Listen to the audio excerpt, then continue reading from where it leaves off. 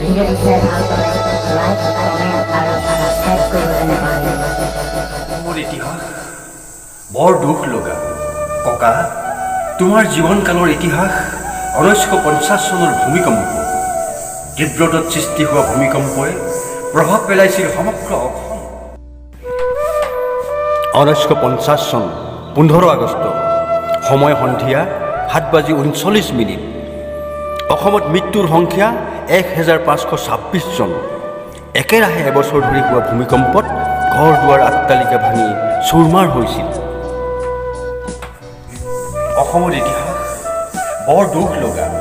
Papa, তোমাৰ ইতিহাস 1992 চনৰ ডিৰাগ চুমনিৰ বলিয়াপাৰা। প্লাবিত হৈছিল 150খন গাঁও। ঘৰ দুৱাৰ ভাগি উটি গৈছিল হাজাৰ হাজাৰ গৰু ম'হ। অসমৰ ইতিহাস বৰ দুখ লগা। মোৰ জীৱনকালৰ ইতিহাস 2020 চনৰ কৰোণা ভাইৰাছ।